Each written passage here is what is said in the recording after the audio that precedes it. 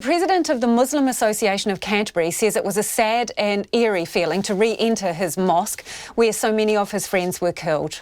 Shagaf says it was a providential issue of staffing at work that prevented him from being at the Noor Mosque on Deans Avenue on Friday the 15th. He attends the mosque for prayers every other Friday. He says he believes he was spared so he can help and support the survivors in their time of need. He took Alex Perrottet and cameraman Stan McFerrier into the Noor Mosque today. We feel like we have been devastated, and communities completely break down, and it will be very hard to join the community again. But as the day is gone, thanks for the New Zealand government, the amount of support we receive, and from our national Muslim body, which is FIANS, and the local body, that we work together and we able to restore the spirit again. And not very long ago, it's like, how much is 10 days or something. You've been in contact with a lot of the survivors who were in this mosque when it happened. What sort of help do they need? And we are aware there are some people that haven't got help yet. Are you in touch with some of those people who are falling in between the cracks?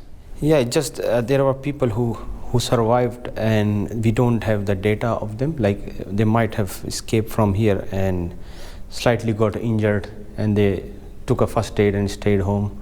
Some, just got trauma.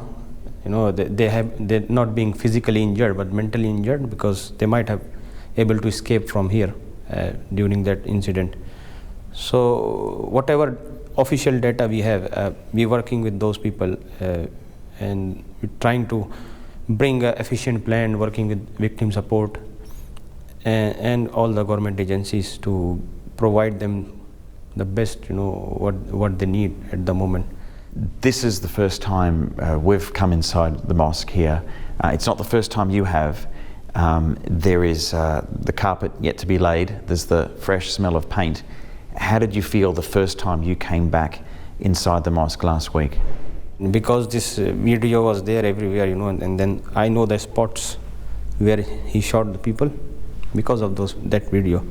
And when I first entered the mosque, it was really emotional.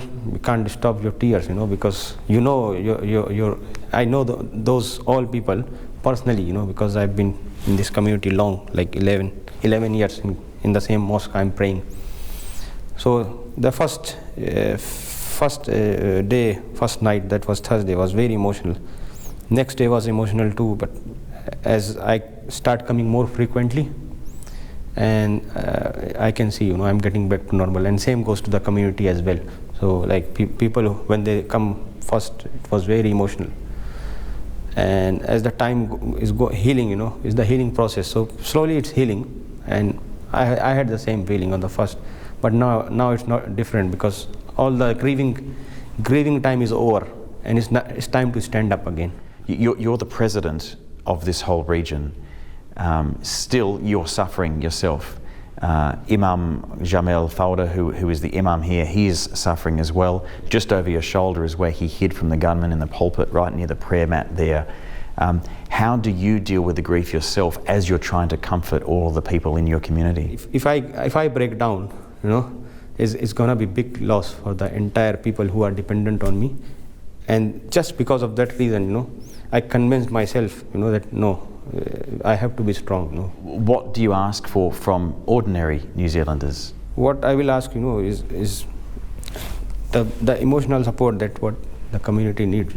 So like before, we had a bit of, we say it or not, but there was a barrier between the communities. We had our own comfort zones, to stay and mingle. But since this incident happened, I can see, the barriers are gone among the communities, and we sharing our pain and grief. And that's what I expect to continue from a normal New Zealand, people and, our community. So, yeah, I just expect, like, we just continue to support each other as we're supporting now throughout our lifetime, and make New Zealand great. And that's Shagaf Khan, the president of the Muslim Association of Canterbury, and he's talking to Alex Perrottet inside the Noor Mosque. Now, the video of that interview will be up online a little later if you'd like to have a look at it.